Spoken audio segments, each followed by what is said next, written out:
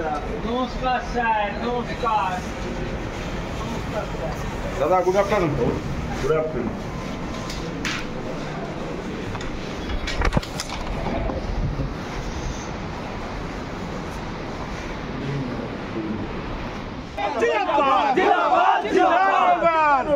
জয় মোহনবাগান, জয় মোহনবাগান,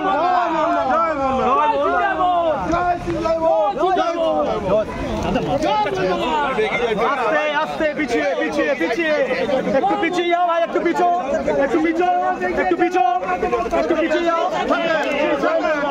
একটু পিছিয়ে, একটু পিছিয়ে। জয় মোহনবাগান, জয় মোহনবাগান, জয় মোহনবাগান, জয় মোহনবাগান। চলো চলো চলো, এই চলো একটু ছেড়ে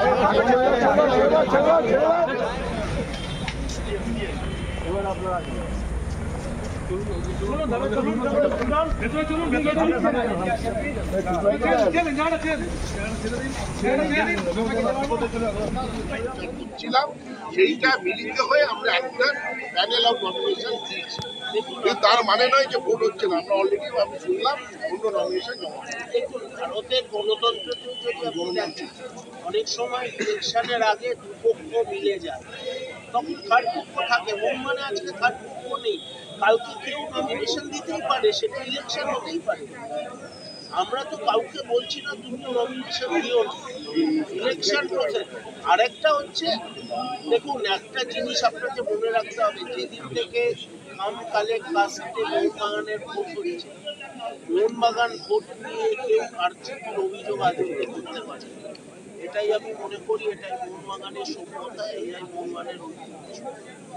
ইলেকশন হবে, ওপেন থাকবে, দুপক্ষ ছিল।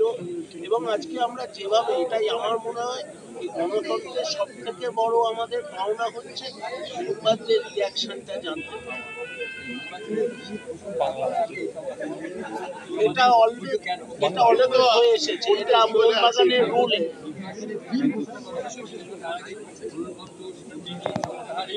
এটা চিরকাল হয়ে এসেছে, এটা চিরকাল হয়ে এসেছে মোহনবাগান ক্লাবের।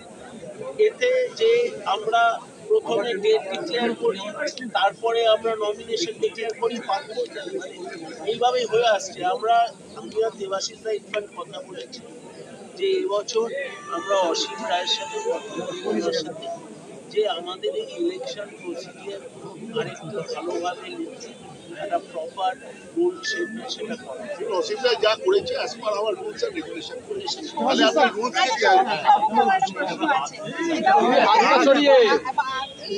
নির্বাচনী জনসভার কথা আমরা বারবার শুনছিলাম তরফে, এবং তারপরে দেখা গেল একসঙ্গে মনোনয়ন করে, কিন্তু এই বারবার আপনি একটা ফ্যাক্টর ছিলেন এই ইস্যুতে। আপনার আমি ফ্যাক্টর বলে না, আমি ছিল অনেকদিন ধরে বলে এসেছি যে দুজনের মধ্যে কোনো কারণে দূরত্ব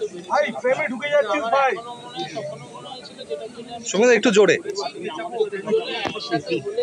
বাগানের জন্য ওর জন্য ভালো হয়, কারণ ও দুজনের মধ্যে ঝগড়া ভালো, আমার ভালো দুজনে একসাথে কাজ করলে। আজকের দিনে আমার মনে হয় এই ছুটির বদলে আর কোনো ছুটি নেই বা কোনো ব্যক্তি একা নেই। বেসিক্যালি যেটা দেবাশিসদা বলেছে, আমরা একটা ইলেকশন প্রক্রিয়ায় গেছিলাম এবং আমার মনে হয় সব জায়গায় গণতন্ত্র থাকা ভালো। আমার মনে হয় সব জায়গায় গণতন্ত্র থাকা ভালো। তাই জন্যই আমরা এবার গিয়ে প্রচুর মেম্বারের সাথে গিয়ে মিট করতে পেরেছি, তাদের প্রবলেম জানতে পেরেছি, তাদের কি কি দরকার আমরা সলিউশন আনবো বলে আশ্বাস দিয়েছি।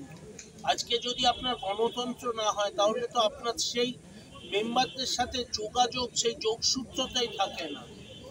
আজকে অনেকে হয়তো বলছে ইলেকশন হলো না, ইলেকশন হলো না, কিন্তু আমার কাছে মোস্টলি ইম্পর্টেন্ট, আমি লাস্ট দুটো মিটিংয়ে বলে এসেছি যে এই মেম্বারদের সাথে জনসংযোগটা তৈরি করা। এইটা যে তৈরি করেছে, আজকে প্রচুর মেম্বার আছে যে আজকে আমরা অনেক দিন পরে আজকে আমরা এইভাবে দুপক্ষই ইলেকশন মিটিং করেছি। আজকে আমরা যেভাবে সব জায়গা কভার করেছি, যেখানে আমরা সব জায়গায় মেম্বারদের মিট করেছি, তাদের প্রবলেম শুনেছি, আমরা বলেছি। তো এইটা খুব দরকার। আজকে আপনার যদি কোনো অপোজিশন না থাকতো তাহলে ইলেকশন না হলে সেটা বাঞ্ছনীয় নয় কোনো জায়গার পক্ষে। তাই জন্য আমরা একটা জায়গায় এসে দেখলাম যে আমাদের এই যে একটা লড়াই চলছে সেটা একটা মাত্রা ছাড়িয়ে যাচ্ছে, কোথাও একটা মানে সেটা লাগাম দেওয়া উচিত। এবং আপনারা যদি দেখেন আজকের এই দুটো কমিটি কিন্তু আগেও কাজ করেছে একসাথে, অনেকেই অধিকাংশই এদের মধ্যে আমরা একসাথে কাজ করেছি। হ্যাঁ, আমার সাথে কিছু ব্যক্তিগত প্রবলেমের জন্য হয়তো আমরা আলাদা হয়েছিলাম, কিন্তু আমার মনে হয় না জীবনে কোনো কিছুই আলাপ আলোচনা দিয়ে বা একসাথে বসলে কিছুই মিটবে না, এটা আমার বিশ্বাস হয় না। তো আমরা তাই জন্য এটা আমাদের কাছে একটা চ্যালেঞ্জ। আজকে এই যে কোনোদিন আগে কোথাও দুপক্ষ এইভাবে একটা পজিশন অবধি এসে কোথাও এক হয়নি, এটা আমাদের কাছেও একটা চ্যালেঞ্জ, যাতে আমরা সবাই মিলে মিশে মোহনবাগানের সেরা একাদশ হয়ে আমাদের সদস্য এবং সমর্থকদের যে আশা, যে চাহিদা, সেটা আমরা পূরণ করতে পারি। কারণ এরপরে যদি আমরা বলতে যাই কোনো অজুহাত নিয়ে, তাদের কাছেও আমাদের মুখ থাকবে না বলার। তো আমি বিশ্বাস করি যে আমরা সবাই মানে কোয়াইট অ্যাডাল্ট, আমরা সবাই নিজেদের ভালো বুঝতে পারি, আমরা সবাই আমাদের লক্ষ্য হচ্ছে মোহনবাগান ক্লাবের ভালো।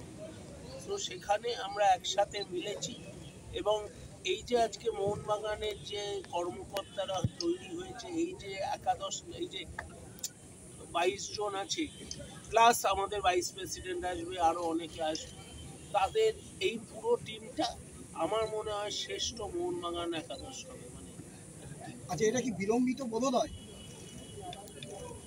জীবনে আপনি যদি দেখেন সব কিছুরই একটা সময় আসে উপলব্ধি হওয়ার।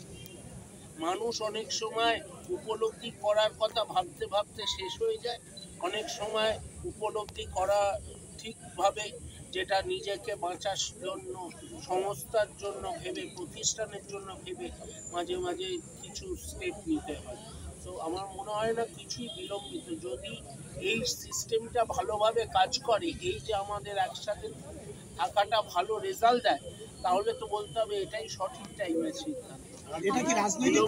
বিলম্বিত আমাদের একটা সুবিধা হয়েছে যে আমরা মোটামুটি পশ্চিমবঙ্গের কোনায় কোনায় ওরাও গেছে, আমরাও গেছি, যে মিটিং করে মেম্বারদের বক্তব্য আমরা শুনতে পেরেছি। সেটা কিন্তু আমাদের সবচেয়ে বড় পাতায়ও হবে আমাদের এই কামিং 3 বছর চলার জন্য। যে আমরা ওরাও বার করেছিল, আমরাও বার করেছিলাম যে আমরা কি করতে চাই, কিন্তু মেম্বাররা তারপরে অনেক ফিডব্যাক আমরা পেয়েছি, ওরাও পেয়েছি। এখন আমরা বলতে আমরা আমাদের সবাইকে মিট করছি, আমরা সেই পাথেও ধরেই আমরা 3 বছরের জন্য কাজ করি। কিন্তু সেটা বুঝতে মোহনবাগানকে রাস্তায় নামাতে হলো। আমার তো হয়ে গেছে, ওকে বলতে 15 দিন আগে পর্যন্ত সিচুয়েশনটা তো একদম অন্যরকম ছিল। ঠিক কোন পয়েন্টে এবং কোন কারণে বা কোন দিন আপনাদের এটা মনে হলো যে না, উই শুড নট ফাইট, আমাদের একসাথে চলা উচিত? একটা তো ডেফিনেটলি পার্টিকুলার মিটিং বা পার্টিকুলার ইস্যু বা পার্টিকুলার পার্সন থাকবেন যে যার সাথে কথা বলে বা যে কারণে। দেখো, একটা কথা হচ্ছে আমরা দুজনেই দুজনকে চিনি। তো এই কথাটা আমাদের অনেকদিনই চলছিল, কিন্তু এই কথাটা চলা মানেই যে প্রথম দিনই সেটা সলিউশন হয়ে যাবে তা তো নয়। এটা কথা বলতে বলতে আমি একটা পয়েন্ট বলেছি, দেবাশিস দার পছন্দ হয়নি, টুকলাই ছিল, টুকলাই একটা পয়েন্ট বলেছে, আমি বলেছি। তো একটা জিনিস সলিউশন হয় রোজ দুটো পক্ষ বলতে বলতে একটা জায়গায় এসে দাঁড়ায়। কোথাও কোনোদিন তোমার বাড়িতেও যদি কারোর ঝগড়া হয়, একদিনেই সেটা থামে না, একটা প্রসেসে সেটা গিয়ে থাকে।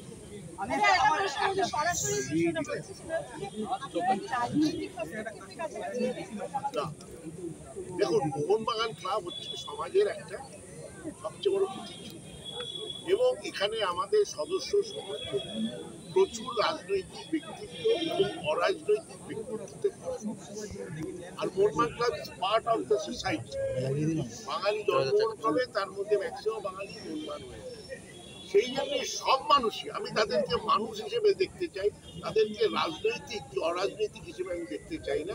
সব মানুষই হয়তো কিছু না কিছু ভাবে উদ্যোগ নিয়েছিল। এবং আমাদের একটা কথা আপনাকে বলছি, যেটা সঞ্জয় যেটা বলেছে একদম ঠিক বলেছে, এই কথাবার্তা আমাদের অনেক দিন ধরেই চলছে, এটা নয় ইলেকশন প্রসেস যেদিন শুরু হয়েছে তার অনেক আগে থেকেই চলছিল যে আমাদের মধ্যে যেহেতু আমরা একসাথেই কোনো না কোনো ভাবে আমরা মিলিত আছি, আমি টুকলাই আমরা একসাথেই ব্যবসা করি, আমরা কোথাও না কোথাও কিন্তু মনমানের ক্ষেত্রে হয়তো কিছু আমাদের মধ্যে ডিসপিউট ছিল, তো সেইগুলো মিটিয়ে আমরা আসতে পারলাম। সেখানে বহু লোকের আছে, সেটা সবই রাজনৈতিক ব্যক্তিত্বের